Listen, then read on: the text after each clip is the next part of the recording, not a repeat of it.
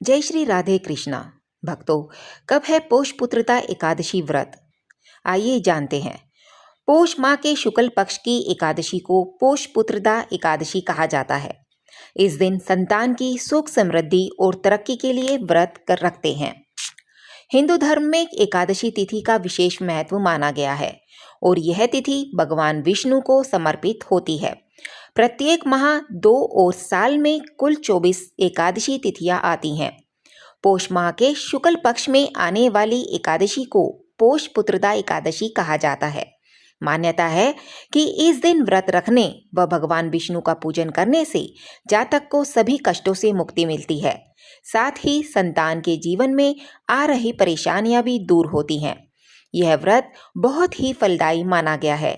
आइए जानते हैं कि नए साल में कब है पौष पुत्रदा एकादशी व्रत।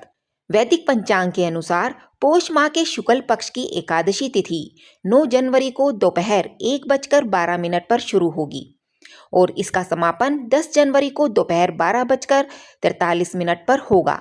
ऐसे में उदया तिथि के अनुसार पौष पुत्रदा एकादशी व्रत 10 जनवरी 2025 को रखा जाएगा। आते हैं पौष पुत्रदा एकादशी के शुभ मुहूर्त पर। पंचांग के अनुसार 10 जनवरी को पौष पुत्रदा एकादशी के दिन भगवान विष्णु की पूजा का शुभ मुहूर्त दोपहर 12:13 से लेकर दोपहर 12:55 तक रहेगा। कहते हैं कि शुभ मुहूर्त में की गई पूजा अधिक फलदायी होती है। अब आते हैं पौष पुत्रदा एकादशी व्रत के महत्व पर। हिंदू धर्म पौष पुत्रदा एकादशी का विशेष महत्व माना गया है। जैसा कि इसके नाम से ही स्पष्ट है कि यह पुत्रता यानी संतान सुख की एकादशी है। इस दिन व्रत रखने वाले जातक की संतान को जीवन में सुख समृद्धि व तरक्की हासिल होती है। वहीं यदि कोई संतान प्राप्ति की कामना कर रहा है तो उसके लिए भी पौष पुत्रदा एकादशी व्रत को बहुत ही फलदायी माना गया है। कहते हैं कि श्री हरि विष्णु और माता लक्ष्मी का पूजन करने से संतान सुख की प्राप्ति होती है और उसे लंबी उम्र का आशीर्वाद प्राप्त होता है।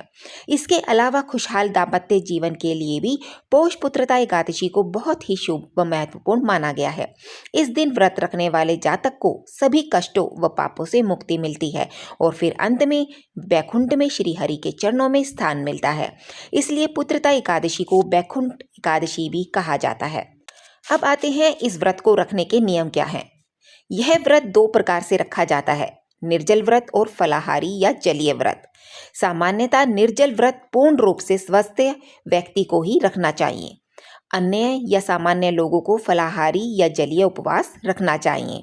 बेहतर होगा कि इस दिन केवल जल और फल का ही सेवन किया जाए। संतान संबंधी मनोकामनाओं के लिए इस एकादशी के दिन भगवान कृष्ण या श्री नारायण की उपासना करनी चाहिए। अब आते हैं संतान की कामना के लिए आपको क्या करना चाहिए। जी हाँ, प्रातःकाल पति पत्नी संयुक्त रूप से श्री कृष्ण की उपासना करें। उन्हें पीले फल, पीले फूल, तुलसी दल और पंचामृत अर्पित करें। इसके बाद संतान गोपाल मंत्र का जाप करें। मंत्र जाप के बाद पति पत्नी संयुक्त रूप से प्रसाद ग्रहण करें। अगर इस दिन उपवास रखकर प्रक्रियाओं का पालन किया जाए तो ज़्यादा अच्छा होगा। अब आते हैं पुत्रदा एकादशी की कथा पर। महाराज युधिष्ठिर ने पूछा, हे भगवान, आपने सफला एकादशी का महात्म्य बताकर बड़ी कृपा की। अब कृपा करके यह बतलाइए कि पौष शुक्ल एकादशी का क्या नाम है, उसकी विधि क्या है और उसमें कौन से देवता का पूजन किया जाता है। भक्त वत्सल भगवान श्री कृष्ण बोले, हे राजन, इस एकादशी का नाम पुत्रदा एकादशी है। इसमें भी नारायण भगवान की पूजा की जाती है। इस चर और अचर संसार में पुत्रदा एकादशी के व्रत के समान दूसरा कोई व्रत नहीं है। इसके पुण्य से मनुष्य तपस्वी, विद्वान और लक्ष्मीवान होता है। इसकी मैं एक कथा कहता हूँ, सो तुम ध्यानपूर्वक सुनो। भद्रावती नामक नगरी में सुकेतुमान नाम का एक राजा राज्य करता था। उसके कोई पुत्र नहीं था। उसकी स्त्री का नाम शैव्या था। वह निपुत्र होने के कारण सदैव चिंतित रहा करती थी।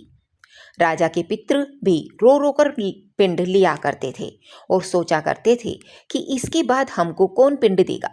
राजा को भाई, बांधव, धन, हाथी, घोड़े, राज्य और मंत्री इन सब में से किसी से भी संतोष नहीं होता था।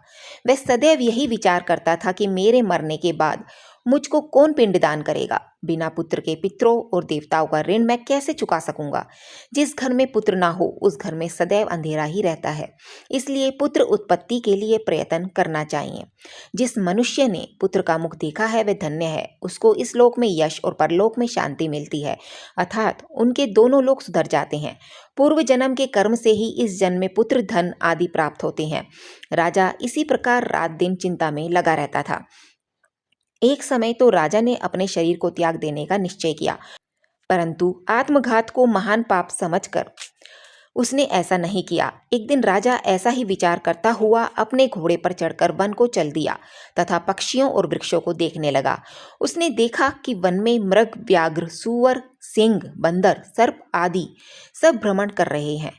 हाथी अपने बच्चों और हथनियों के बीच घूम रहा है। इस वन में कहीं तो गीदड़ अपने कर्कश स्वर में बोल रहे हैं, कहीं उल्लू ध्वनि कर रहे हैं। वन के दृश्यों को देखकर राजा सोच विचार में लग गया। इसी प्रकार आधा दिन बीत गया। वह सोचने लगा कि मैंने कई यज्ञ किए, ब्राह्मणों को स्वादिष्ट भोजन से तृप्त किया, फिर भी मुझको दुख प्राप्त हुआ, क्यों? राजा प्यास के मारे अत्यंत दुखी हो गया और पानी की तलाश में इधर उधर फिरने लगा। थोड़ी दूरी पर राजा ने एक सरोवर देखा। उस सरोवर में कमल खिले थे तथा सारस, हंस, मगरमच्छ आदि विहार कर रहे थे। उस सरोवर के चारों तरफ मुनियों के आश्रम बने हुए थे। उसी समय राजा के दाहिने अंग फड़कने लगे। राजा शुभ शकुन समझकर घोड़े से उतरकर मुनियों को दंडवत प्रणाम करके बैठ गया। राजा को देखकर मुनियों ने कहा, हे राजन, हम तुमसे अत्यंत प्रसन्न हैं। तुम्हारी क्या इच्छा है, सो कहो। राजा ने पूछा, महाराज, आप कौन हैं और किस लिए यहाँ आए हैं? कृपा करके बताइए। मुनि कहने लगे कि हे राजन, आज संतान देने वाली पुत्रता एकादशी है। हम लोग विश्वदेव हैं और इस सरोवर में स्नान करने के लिए आए हैं। यह सुनकर राजा कहने लगा कि महाराज, मेरे भी कोई संतान नहीं है। यदि आप मुझ पर प्रसन्न हैं तो एक पुत्र का वरदान दीजिए। मुनि बोले, हे राजन, आज पुत्रता एकादशी है, आप अवश्य ही इसका व्रत करें। भगवान की कृपा से अवश्य ही आपके घर में पुत्र होगा। मुनि के वचनों को सुनकर राजा ने उसी दिन एकादशी का व्रत किया और द्वादशी को उसका पारण किया। इसके पश्चात मुनियों को प्रणाम करके महल में वापस आ गया।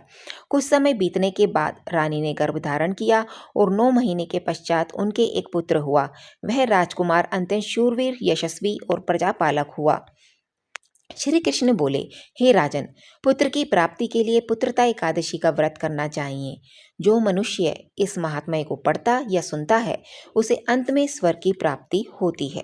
तो भक्तों, यदि आपको हमारी ये वीडियो थोड़ी सी भी हेल्पफुल लगती है तो आप हमारे YouTube चैनल ईश्वर कृपा को सब्सक्राइब, लाइक और शेयर करना ना भूलिएगा, ताकि आगे भी हम आपके लिए ऐसी ही वीडियो लाते रहें और आपको उचित समय पर मिलती रहे। बहुत बहुत धन्यवाद। जय श्री राधे कृष्णा।